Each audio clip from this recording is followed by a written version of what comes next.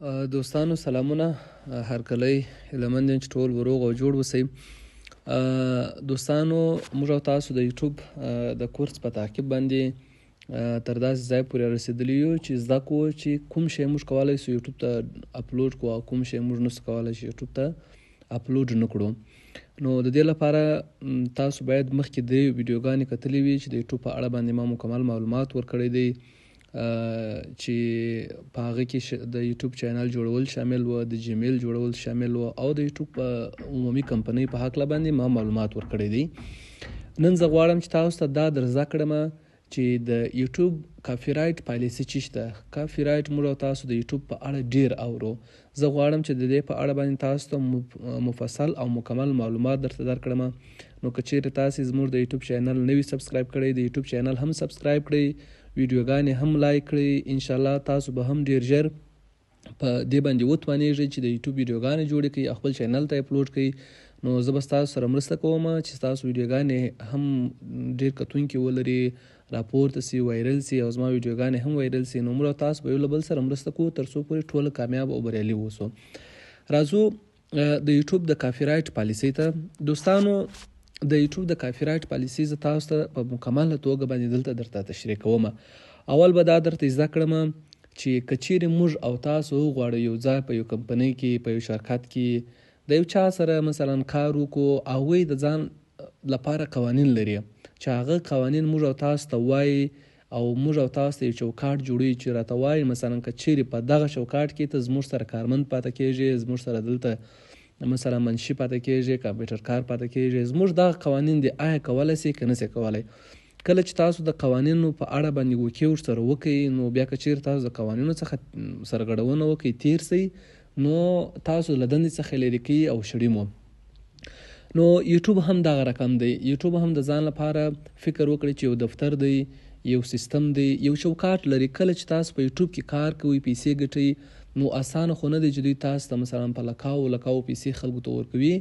نو حتما به دوی هم ځینې قوانین لري، یو سیستم به لري، یو چوکاټ به لري چې د هغه چوکاټ او قوانینو په نظر کې نیولو سره چې یو څوک مخته ولاړ سي هغوی ته دوی پیسې ورکوي. نو ځینې مهم اصطلاحګانې دي او ځینې مهم موضوعات دي چې په هغوی باندې موږ تاسو تر اوسه پورې نه پوهیږو. زه غواړم چې په دې اړه باندې تاسو ته معلومات درکړم. تر ټولو د مخه د کاپي رایټ کلمه تاسو زه تشریح کوم. کاپي رایټ ګورئ، هر څوک په دنیا کې د دنیا داسې یو قانون دی چې هر څوک یو څه کشفوي. مثلا یو کشف دی، یو اختراع ده. کشف معنا دا چې د پیدا کوي، اختراع معنا دا چې د جوړ کوي. څوک چې یو شی اختراع کړي هغه حق د هغه سره ورسره دی. موږ نسو کولی چې د هغه څخه حق واخلو. مثلا که ټلویزیون چې جوړ شوی دی، ګروپ جوړ شوی دی، مثلا موټر جوړ شوی دی، موټرسایکل جوړ شوی، کمپیوټر جوړ شوی، دا هغه کسانو جوړ کړي چې پر دغو باندې دوی په اولو کې کار کړی دی. نو اوس موږ نسو کولی چې د دوی یو کمپیوټر خپل په نوم کړو. دا هر څه جوړ شوي د دوی په نامه دي. نو کاپي رایټ دا معنا لري چې کافي یعنی کافي کول، رایټ یعنی حقوق، یعنی د کافي کولو حقوق د چا سره ورسره دي؟ د هغه چا سره ورسره دي چې هغه کوم شی چې دوی غواړي هغه جوړ کړي. د جوړېدونکي سړي سره کوم شی چې د جوړ کړی وي، د جوړېدونکي سړي سره د کاپي رایټ حقوق ټول همدغه سړي سره محفوظ دي. اوس موږ او تاسو که وغواړو چې د کاپي رایټ په قوانینو باندې ځان پوه کړو، دلته ما ځینې قوانین لیکلي دي، ما لنډ لیکلي د ځان لپاره. زه غواړم دا تاسو ته هر یو تشریح کړم، شرح یې کړم. اول دلته وایي د کاپي حق څه شی دی؟ د کاپي کولو حق د فکري ملکیت حق دی چې د اصلي منځپانګې کار یا لیکوال جوړونکي ساتي. معنا دا چې دا هغه ملکیت دی چې په هغه چا پورې اړه لري چې هغه اصلي جوړ کړی وي او هغه د دې شي خاوند وي. نو خاوند د یو شي د کاپي رایټ حق لري، خاوند د یو شي. اوس که چیرې په یوټیوب کې موږ تاسو مثلا ځینې ویډیوګانې وینو چې په ډېرو چینلو کې اپلوډ شوي وي، هغه جلا موضوع ده، دغه په اړه هم تاسو ته زه معلومات درکوم. خو خلاصه کاپي رایټ معنا دا چې حق د هغه چا سره ورسره وي چې هغه جوړ کړی وي. ګورئ، هر کله چې تاسو ویډیو جوړه کوئ د کاپي رایټ حق یې ستا سره دی. او که یو بل څوک یو ویډیو، یو عکس، یو بل شی جوړ کړي، د کاپي رایټ حق یې د هغه سره دی. یعنی د کاپي کولو حقوق یې د چا سره دي؟ یوازې هم د هغه نفر سره محفوظ دي. وایي دلته په دریم اپشن کې موږ وایي د دې لپاره چې ته د هغه ویډیوګانې وکاروې باید اجازه ځینې واخلې. که چیرې موږ او تاسو مثلا د یو چا جوړه سوي ویډیو، اوس لکه په هندي سینما کې چې مثلا ځینې ویډیوګانې جوړیږي، اوس که چیرې موږ وغواړو چې هغه ویډیوګانې موږ وکاروو، هغه ویډیوګانې مثلا خپل یوټیوب ته اپلوډ کړو، موږ باید لومړی د هغوی څخه اجازه واخلو. تر څو پورې چې موږ اجازه نه وي اخیستې موږ نسو کولی چې د هغه نفر ویډیوګانې وکاروو یا د هغه سیستم ویډیوګانې وکاروو. په سه اپشن کې موږ تاسو وایي یوټیوب په دوه ډوله د کاپي رایټ سټریک راولي. اول دا چې خپل هماغه سړی یوټیوب ته شکایت وکړي، دوهم د کنټینټ آی ډي مچ په واسطه باندې. ګورئ موږ او تاسو ته حتما دا یو پوښتنه پیدا کېږي کله چې موږ یو یوټیوب ته یو ویډیو، میوزیک، انځور یا یو آرت ورک یا یو مثلا موږ یو بل شی، دا کله چې موږ یوټیوب ته د یو بل چا څخه د یو بل بې اجازې د هغه څخه اخلو او خپل چینل ته اپلوډ کوو، کار دا دی سوی دی باندې ځکه پوهیږي او هغه څخه مثلا دا زموږ او ستاسو ویډیو پیدا کولی سي چې په دوه طریقو باندې. یو دا چې خپل هغه سړی چې حق او حقوق د هغه سره و د هغه ویډیو دی ولاړ سي د یوټیوب چینل والا مثلا د یوټیوب کمپنۍ ته دی چیش کوي، شکایت ورته کوي، ورته وایي چې دغه زما ویډیو خو مطلب فلانکي کار کړی ده.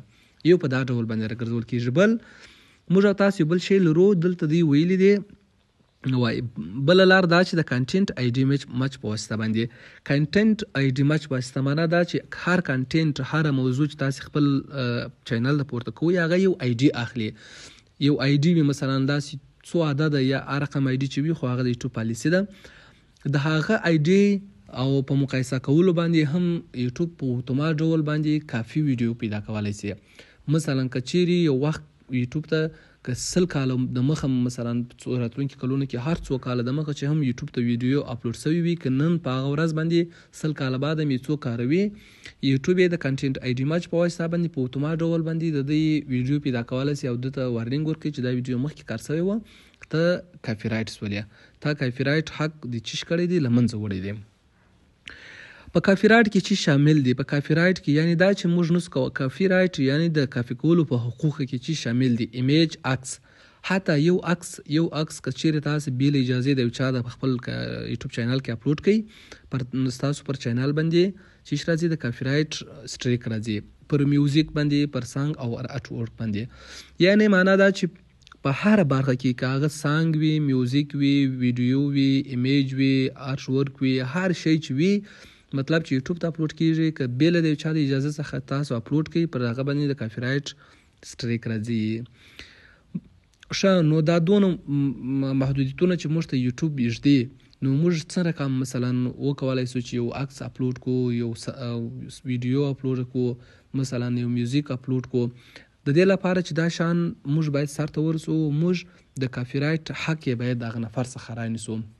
دا چې څنګه د کاپي رایټ حق رانیول کېږي دا به جلا موضوع ده چې په راتلونکي ویډیوګانو کې دا هم تاسو ته وایم انشاءالله. خو که چیرې موږ غواړو چې یو ویډیو مثلا د څو ځله یوټیوب ته اپلوډ سوی موږ یې هم غواړو هغه اپلوډ کو، د دې کار لپاره تاسو باید د اصلي خاوند څخه د دې ویډیو د کاپي رایټ حقوق رانیسئ. د کاپي رایټ سرغړونې ته کاپي رایټ انفرینګمنټ یا کاپي رایټ وایلیشن ورته وایي. که چیرې تاسو کاپي رایټ تر پښو لاندې کوئ، یعنې د کافي حقوق تر پښو لاندې کوئ، دې ته کاپي رایټ وایلیشن وایي چې تاسو سرغړونه وکړله. موږ او تاسو دوه ډوله کاپي رایټ لرو، یو کاپي رایټ کلیم یا کاپي رایټ کنټینټ آی ډي کلیم ورته وایي، او بل کاپي رایټ سټریک ورته وایي. دا دواړه چې دي دا جلا جلا معناګانې لري. کاپي رایټ کلیم او کاپي رایټ کنټینټ آی ډي کلیم دا یو شی دی او کاپي رایټ سټریک بل شی دی. کاپي رایټ کلیم چې دی هغه خپل اتومات د یوټیوب لخوا څخه ستاسو پر ویډیوګانو باندې واردیږي. خپل د کنټینټ آی ډي لخوا څخه تاسو د یوټیوب کمپنۍ په اتومات ډول باندې دا ویډیو چې دا هغه معلوموي چې دا کافي ویډیو ده. او کاپي رایټ سټریک چې دی هغه څوک چې کله یوټیوب ته شکایت وکړي، هغه شکایت مولا مثلا کچیر پر حق وو، تاسو واقعا هم دغه ویډیو خپل په یوټیوب چینل کې کار کړی و او یوټیوب د خاصه خبر تاسو باندې بندیز راسي، دې ته به کاپي رایټ سټریک ورته ویل کیږي. اوس موږ او تاسو پر چینل باندې څو واره که د کاپي رایټ سټریک یا کاپي رایټ کلیم دا راسي زموږ ستاسو چینل له منځه ځي بندیږي. حتی که چیرې تاسې غیر له اجازې څخه څو ځله دا کار کوي د خلکو کانټینټ کار کوي، حتی تاسو د عمران د یوټیوب څخه بیا بندوي، بیا نشئ کولی چې عمران هم یوټیوب کې کار وکړي. هر سټریک چې دی کله چې زموږ پر یوټیوب چینل باندې راځي هغه 90 ورځې زموږ پر یوټیوب چینل باندې پاتېږي، یعنی د هغه اثرات چې دي د هغه تاثیرات 90 ورځې زموږ پر یوټیوب چینل باندې پاته وي چې موږ د یوټیوب چینل کتونکي لږ کېږي، په نورو برخو کې زموږ د یوټیوب چینل ضربه ویني، کتونکي لږ کېږي، مثلا خپله د دې کوالټي او کیفیت موږ د چینل کمیږي، او حتی بالاخره که چیرې موږ څو ځله دا شان استعمال کو زموږ چینل بیخي له منځه ځي. نو دوستانو د کاپي رایټ که چیرې اوس تاسو ته داسې یو پوښتنه حتما تاسو ته پیدا شوې ده چې څنګه موږ د یو چا عکس د یو چا ویډیو دا شی موږ څنګه اپلوډ کو، که چیرې مثلا د یوټیوب له خوا څخه دومره ډېر قیودات پر موږ باندې وارد سي، نو خو موږ نسو کولی چې خپل د یوټیوب چینل مخته یوسو، دا به ډېره سخته وي چې موږ بیا پیسې وګټلی سو. خو یوټیوب چینل چې څومره قیودات پر موږ او تاسو باندې راوړي دي، څومره قیودات یې پر موږ او تاسو باندې لګولي دي، همدومره اسانتیا یې هم راته رامنځته کړې ده. زه دا ټول هر څه خلاصه تاسو ته یو ځل وایم. ګورئ دوستانو، کوشش وکړئ چې د یوټیوب چینل ته خپل جوړ کړی انځور، جوړه کړی ویډیو او جوړ کړی میوزیک اپلوډ کړئ. اوس که چیرې تاسو عکس نشئ جوړولی، ویډیو خو به حتما جوړوئ، ویډیو تاسو مجبور یاستئ 100% به تاسو ویډیو جوړوئ. عکس نشئ جوړولی، مثلا میوزیک نشئ جوړولی او موزیک تاسو مه جوړوئ، خو په داسې یو لارې زه تاسو درښیم چې کولی شئ عکس او موزیک د هماغه لارو څخه تاسو لاسته راوړئ او مفت او رایګانې کار کوي.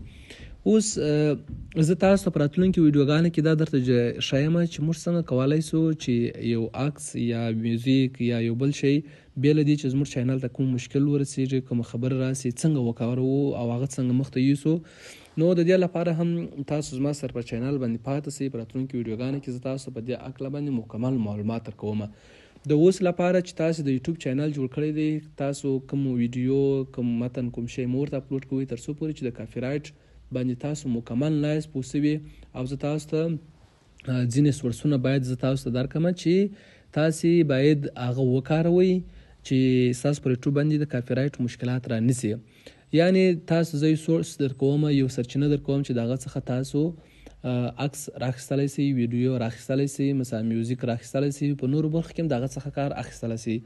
خو ستاسو پر چینل باندې نه کاپي رایټ راځي، نه سټریک راځي، هیڅ شی نه باندې راځي. نو موږ ته یوټیوب په ډیرو برخو کې دا لارښوونه هم کړې ده چې که چیرې تاسې مثلا د یو چا حق تاسې مه تلفوئ، خو تاسو ته موږ داسې شیان درکوو چې تاسې د هغو څخه په مفت په وړیا ډول باندې د هغه څخه استفاده وکړئ، کار ځینې واخلئ. تر دې ځایه پورې دوستانو تاسو په دې باندې پوه شولاست چې موږ د چا ویډیو، عکس او یا موزیک او یا نور شیان بې له د هغه د اجازې پرته موږ نسو کولی خپل د یوټیوب چینل ته اپلوډ کړو.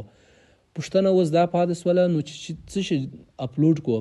د دې پوښتنې لپاره زه تاسو د حل ځواب درته وایم چې د کوم ځای څخه تاسې کوم میوزیک راواخلئ، کوم عکس راواخلئ، په کومه طریقه باندې تاسې د ګوګل یا د یوټیوب یا د بل ځای څخه د میوزیک یا عکسونه راواخلئ چې خپل چینل لپاره وکاروئ او ستاسو پر چینل باندې نه کاپي رایټ راسي، نه کوم مشکل ورته جوړ سي او پیسې هم وګټلی سي او چینل مو هم مخته ولاړ سي. نو دوستانو دا زموږ ستاسو د نن ورځې درس و. تاسو دا په مکمل ډول د کاپي رایټ حقوق چې و دا پالیسي په یاد کې د ځان سره وساتئ. حتی یوه ثانیه که تاسو چیرې د یو چا ویډیو یا عکس یو شی بې له هغې اجازې څخه خپل یوټیوب چینل ته اپلوډ کړئ، ستاسو پر یوټیوب چینل باندې سټرایک راځي او ستاسو یوټیوب چینل به هم بندیږي او مکمل خواري به مو له منځه ځي. نو ښه خبره دا ده چې موږ د کاپي رایټ حقوق زده کړو او په ذهن کې یاد ولرو او تاسو زه دا نور سرچینې درته معرفي کوم چې څنګه دغه ځای څخه تاسې متن راواخلئ، څنګه دغه ځای څخه تاسې یو ویډیو یا یو میوزیک یا یو عکس راواخلئ چې خود په چینل کې کار کوي او مشکل درته جوړ نه سي. نو انشاءالله دا ویډیو په راتلونکو ورځو کې تاسو ته جوړوم.